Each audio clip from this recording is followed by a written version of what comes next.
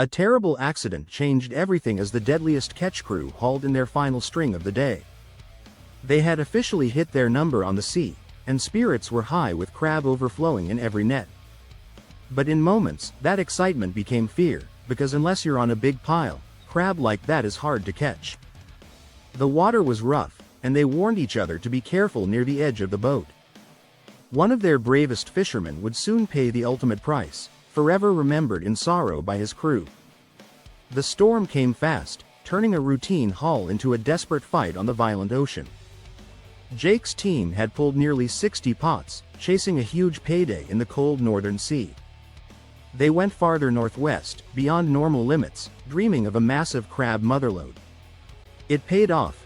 Each trap carried between 200 to 300 crabs, an unheard of amount in that icy water. They felt all the long hours had finally rewarded them with a successful day.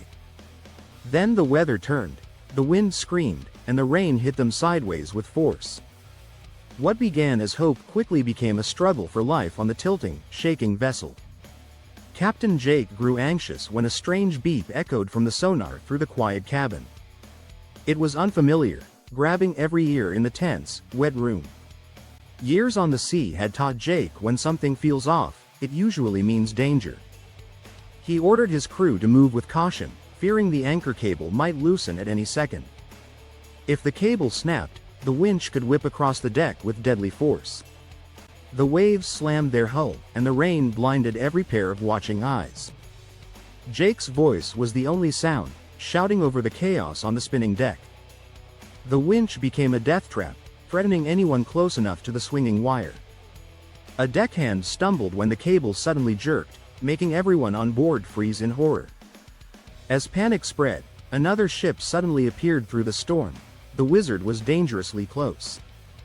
Jake had seen her before, but never this near in such violent weather. A collision seemed certain as both crews scrambled to keep their vessels apart. The waves kept pushing them, barely avoiding a crash at the last terrifying second. They missed, but the fear stayed, like fog hovering over the restless water. Jake had no time to argue with the Wizard's captain, focusing on protecting his own men. But the sea doesn't listen to experience, it only obeys the power of nature. One misstep, one slippery moment on the deck, and tragedy hit like a crashing wave. A crew member lost his footing, falling into the freezing, black Bering Sea. In seconds, he was gone, swallowed by water colder than broken ice. The crew stood frozen in shock, realizing their dream catch had turned into bitter loss. The joy of their full tanks meant nothing now, not when someone they loved was gone to the sea. Jake shouted orders, trying to pull them back into the mission, but the mood had changed. Every wave that slammed the ship felt like a brutal, personal reminder of what they'd lost.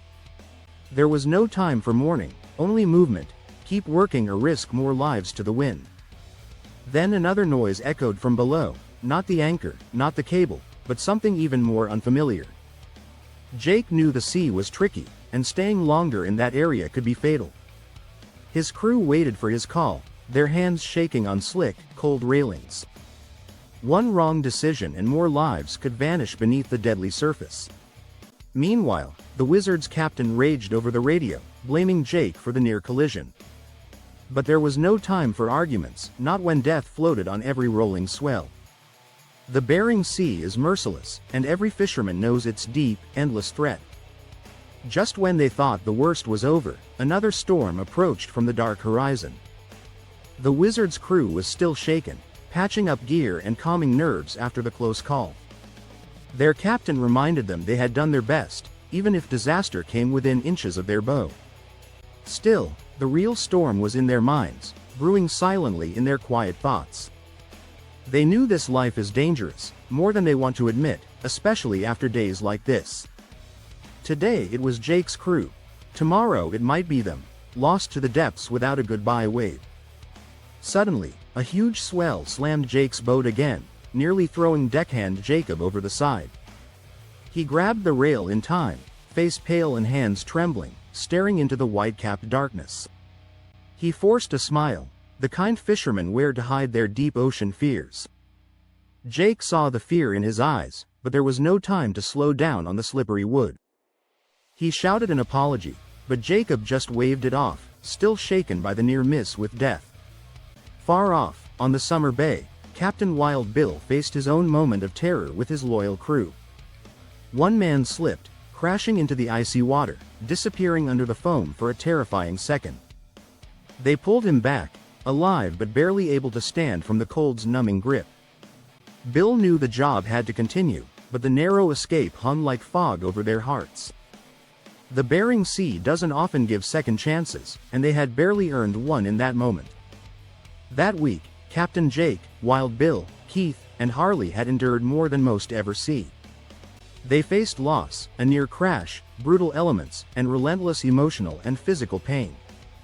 It was no longer about crabs or money, it had become pure survival on an angry, endless ocean. The sea is cruel, and every fisherman who works its waters knows its cold, sharp edge. They do it for the thrill, for the money, and for the impossible challenge it offers. But some days, the cost is too high, and no reward feels worth the risk. Captain Jake knew this in his bones. Every seasoned captain does, after years facing the sea. The ocean doesn't forgive, and when it does, you count yourself lucky and keep moving on the water. Subscribe to our channel and thanks for watching.